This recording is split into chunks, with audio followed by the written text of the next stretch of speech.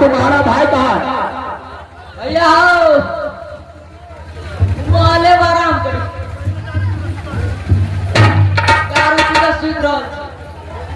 क्या शराब बेचता है और पीता है? क्या शराब है अभी? हमारा पास है शराब तो एक बोतल एक नंबर में से लाए। अगर डुप्लीकेट शराब होगा तो मारते मारते चेहरा खराब कर दूंगा। हमारा पास तो एक नंबर शराब थी। ठीक है चलो, मैं जा रहा हूँ शराब पीने के लिए। जाओ भोले भाले।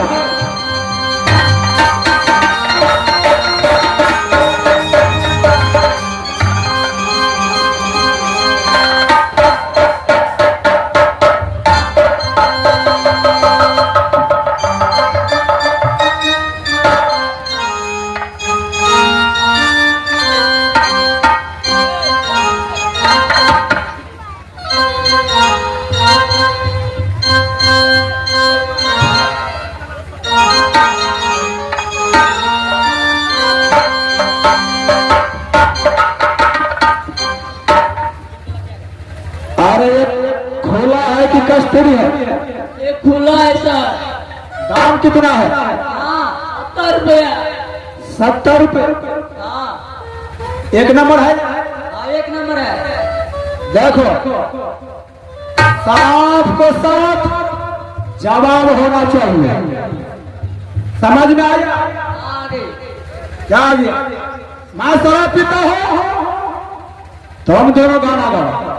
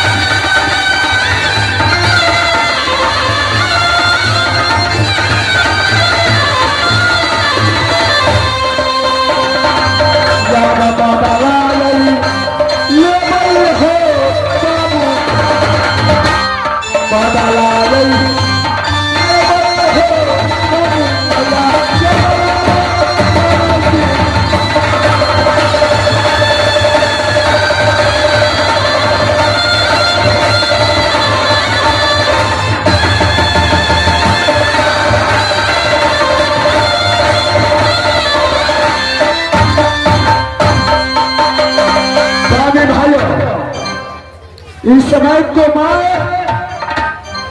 शैला भट्टी तक पहुंच चुका हूं। देख रहा हूं यहां आकर के राम सिंह लुटेरा में शराब पी रहा है। किसी छलों से बुढ़ियों से इसके साथ में मैं जाकर इस शराब को पीता हूं। आज छलों से हर मजा देख कर जिंदा इस दुनिया संसार में नहीं छोड़ूंगा मैं।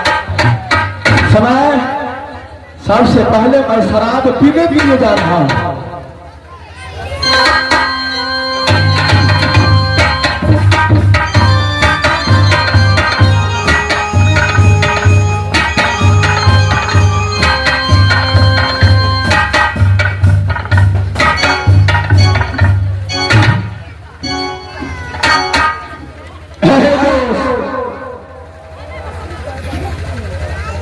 दोस्त जी, कौन दोस्त?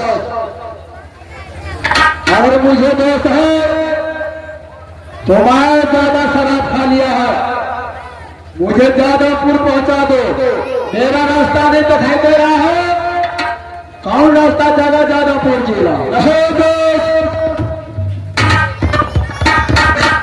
याद करो बचपन में मैंने एक तुमने दोस्ती लगाया था, यही शैला भटूरदार।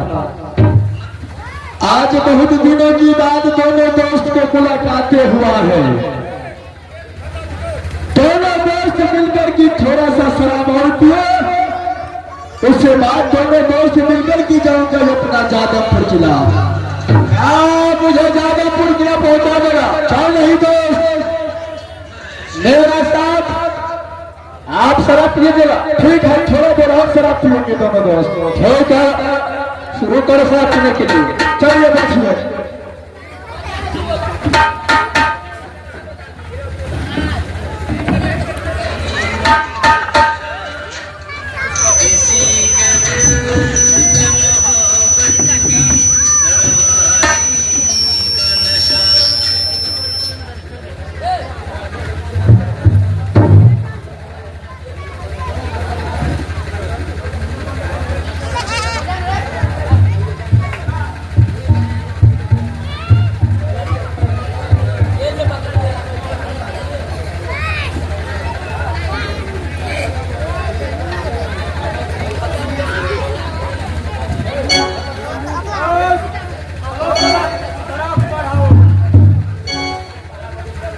लड़की, चलो शराब निकालो। कितना शराब है तुम्हारे पास? मैं सारा शराब दोनों दोस्त मिलकर की पीऊंगा आज। दोस्त, आज खोल के शराब पीना है दोस्त। चलो शराब दो।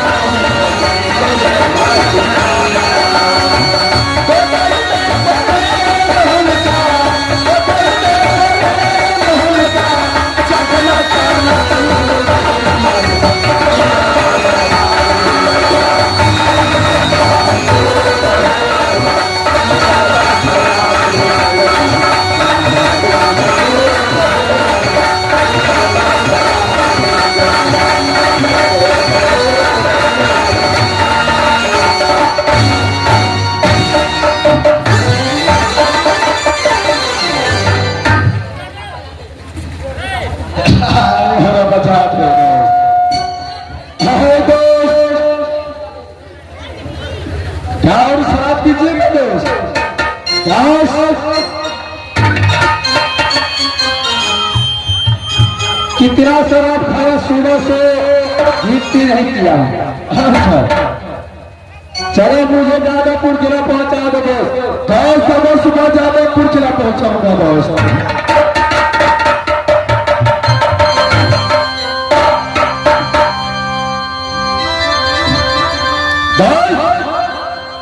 चलो दोनों दोस्त हाथ में हाथ मिलाओ, दोनों दोस्त यहाँ से जादवपुर चला जाऊंगा।